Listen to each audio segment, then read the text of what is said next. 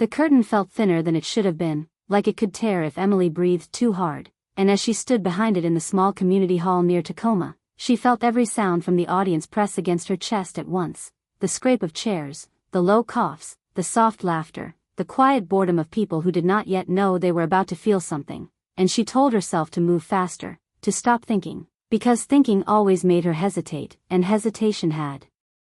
ruined more moments in her life than failure ever had. So she rolled her shoulders once, fixed the loose strand of hair near her face, and stepped closer to the light, remembering how she ended up here in the first place, how she had agreed to perform at this event even though she almost said no, because the organizer was an old friend and because Emily had been trying to say yes more often after a year filled with safe choices and quiet nights, a year where her dance studio stayed open but her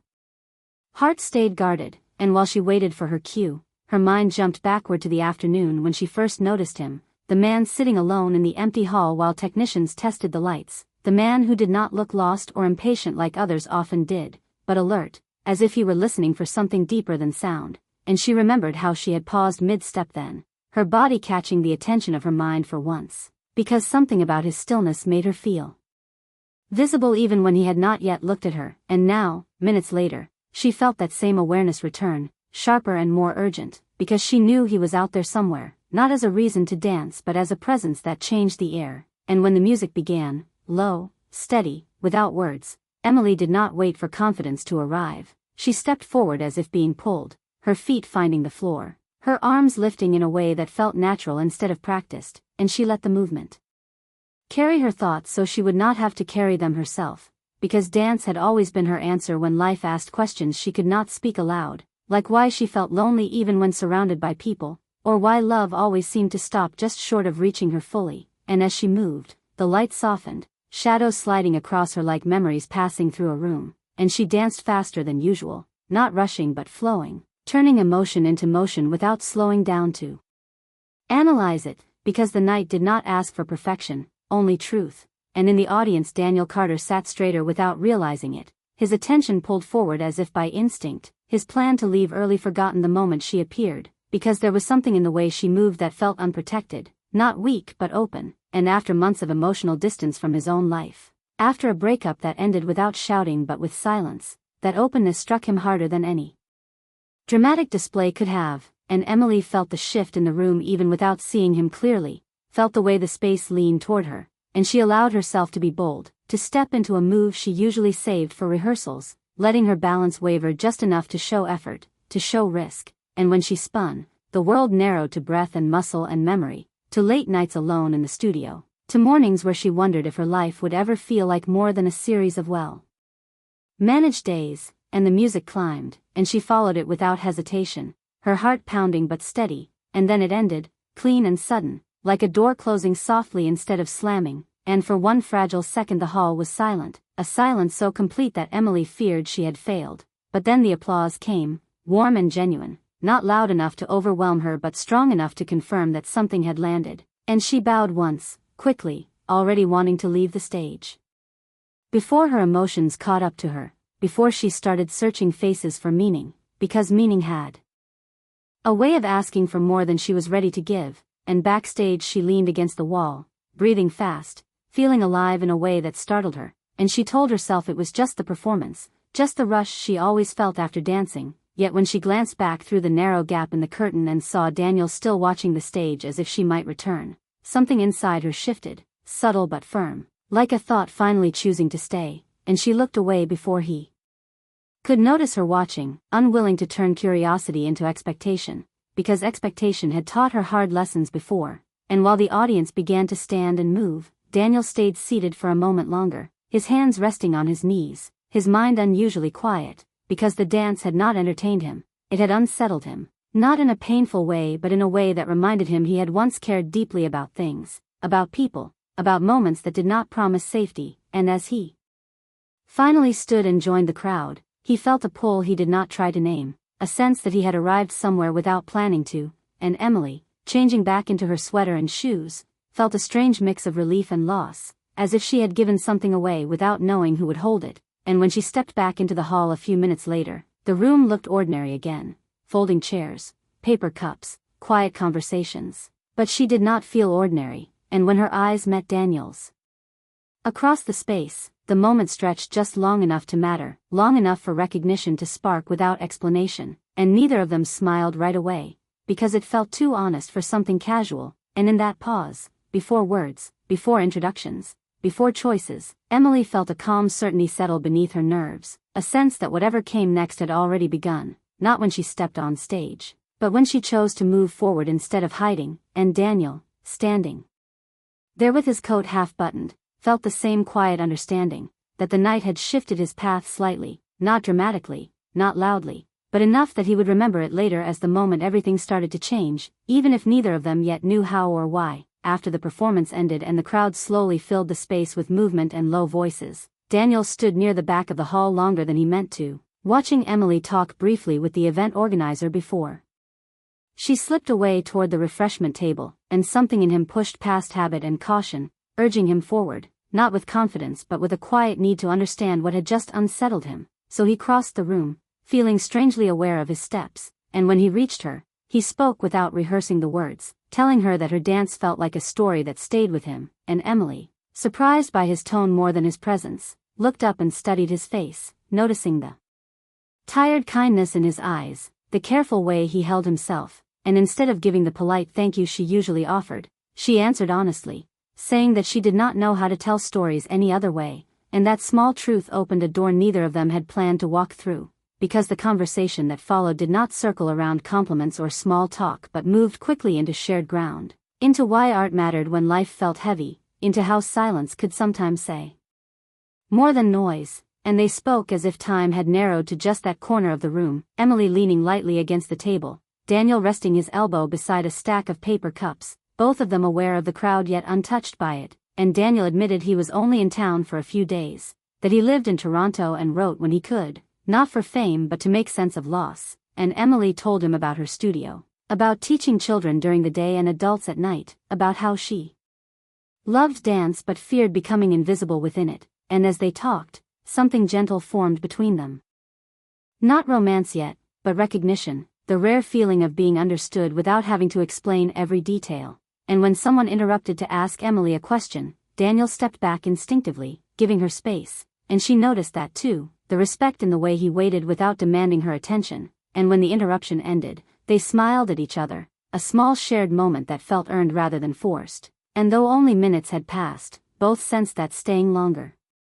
might turn something simple into something heavier, so Daniel checked his watch and said he should go, his voice steady but reluctant, and Emily felt an unexpected pull at his words, a soft ache that surprised her because she had not planned on wanting anything from a stranger, and they exchanged names, the sound of them settling easily between them, and when they shook hands, the touch was brief but grounding, like a promise not yet spoken, and as Daniel walked toward the exit, he turned once. Not to wave, but to look back, and Emily caught that look, feeling it settle in her chest like a held breath, and later that night, back in her apartment, she replayed the evening in small pieces, the light on the floor, the silence before applause, the calm in Daniel's voice, and she told herself it was just a good night, just one conversation, but sleep came slowly, her mind restless in a way it had not been for a long time. And in Toronto, Daniel unpacked his bag in a quiet hotel room, the city lights outside unfamiliar and distant, and instead of opening his laptop to write, he sat on the edge of the bed thinking about a woman he had known for less than an hour, wondering why her honesty had stirred something he believed he had set aside, and when he finally slept, his dreams were filled with movement and music, with the feeling of standing still while something important passed close by, and the next morning, when his phone lit up with a new message from an unknown number, he paused before opening it, already knowing, with a mix of calm and anticipation, that the connection he felt the night before had not faded with distance, but had quietly followed him into the light of a new day. Weeks passed quickly after Daniel returned to Toronto, and what began as a careful exchange of short messages soon grew into a steady rhythm neither of them expected, with Daniel writing early in the mornings before the city woke and Emily replying late at night after her classes ended. Their words moving fast and honest, skipping small talk and going straight to thoughts that mattered, like how loneliness could exist even in busy lives, how some connections felt familiar without history, and how fear often disguised itself as patience, and Emily found herself smiling at her phone in between rehearsals, surprised by how easily Daniel's messages slipped into her day, while Daniel reread her words during subway rides, feeling lighter in a way that unsettled him, because he had promised himself after his last heartbreak that he would never again lean too quickly into emotion. Yet here he was, sharing memories he rarely spoke aloud, and for a while the distance felt manageable, even romantic, like something they were handling well. But slowly the pace shifted, not because of a fight or misunderstanding, but because reality pressed in. Daniel's work deadlines grew heavier, his old habits returned, and Emily's schedule filled with performances and responsibilities that demanded her full attention, and the messages that once came easily began to arrive later, shorter, more careful, and Emily noticed before she admitted it to herself, felt the familiar tension in her chest when hours passed without a reply, telling herself not to expect too much, reminding herself that she had survived worse silences before, but this one felt sharper because it followed closeness. And one evening, after a long day, she stared at her phone waiting for a response that never came. And instead of sending another message, she turned it face down, choosing silence over need, and that choice lingered with her, heavy but necessary. While across the border Daniel sat at his desk staring at his laptop, his mind split between responsibility and longing, wanting to write to Emily but stopping himself, afraid that moving closer would mean reopening wounds he had worked hard to close. And days passed like this, both of them aware of the space growing but unsure how to bridge it without risking too much. Until one night Emily stayed late at her studio alone, the mirrors dark, the floor cold beneath her feet, and she played music softly, not to practice but to release the weight building inside her, and she danced without structure, letting frustration and hope mix freely, her movements faster, more raw, as if trying to outrun disappointment. And when she finally stopped, breathless and tired, she realized she was not angry at Daniel but afraid of herself, afraid of wanting something real again. And that realization steadied her, because it reminded her that she had a choice, and she chose to keep living fully rather than waiting. And the next morning she sent Daniel a simple message, not demanding explanation, just saying she hoped he was well. And when Daniel read it, guilt and relief washed over him at once, because he had missed her presence more than he allowed himself to admit, and he replied honestly, apologizing for the distance without excuses, admitting that he was struggling with fear more than time, and that honesty reopened the space between them, fragile but possible. And for a short while the connection returned, quieter now but deeper, as if both understood that this was no longer a harmless exchange. And then life tested them again. Daniel received an offer that required travel and long hours, and Emily was invited to audition for a project that could change her career, and neither said it aloud, but both felt the same question forming beneath every message: whether this connection could survive growth in different directions.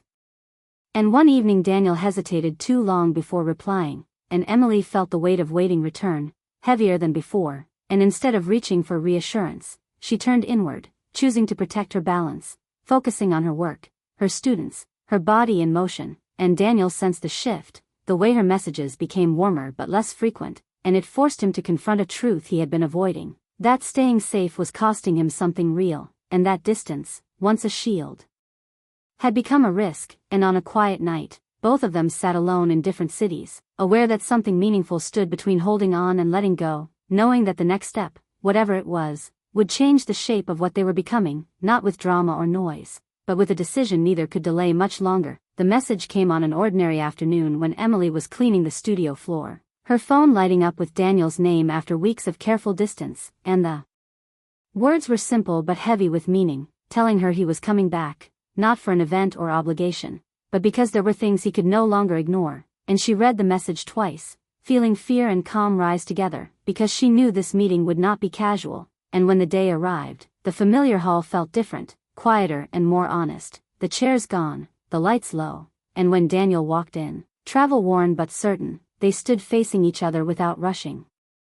into comfort, choosing presence over impulse. And he spoke first, admitting that leaving had been easy but staying away had not, that he had mistaken safety for peace and learned too late they were not the same. And Emily listened without interrupting, her heart steady because she had already faced the possibility of disappointment and survived it. And when it was her turn, she spoke clearly, telling him she did not need apologies or promises, only truth and consistency. And instead of answering with words alone, she turned on the music she had prepared, not as a performance but as a conversation, and she danced with focus and strength, her movements confident, shaped by weeks of reflection, no longer asking to be chosen but standing fully in who she was. And Daniel watched with a new understanding, seeing not longing this time but resolve. And when the music ended, the silence felt complete rather than uncertain, and he stepped forward, not to close space too quickly, but to stand beside her, matching her stillness, and he told her he was ready to build something real even if it meant effort, distance, and risk. And Emily felt the truth in his words because they came without urgency or pressure, and she accepted not with celebration but with a calm nod, because love did not need to be loud to be strong. And they spent the rest of the evening walking through the quiet streets, talking about practical things, about travel, schedules, and boundaries, choosing honesty over fantasy. And in the days that followed, their lives did not suddenly become perfect, but they moved forward with intention, Daniel returning to Toronto with plans instead of hesitation, Emily preparing for new opportunities without fear of losing herself. And when they spoke, their words carried weight and clarity. And months later, when Emily stood on a larger stage in front of a full audience, she did not search the crowd for reassurance, because she had already found it within herself. And Daniel watched from the aisle, not as a reason for her strength but as someone walking alongside it. And as the music carried her forward, Emily understood that dancing for him had not changed her life, choosing herself had, and loving him was simply something she now did from a place of balance rather than need. And in that understanding, their story continued, not as a dramatic ending, but as a steady beginning built on trust, courage, and the quiet power of showing up fully when it mattered most.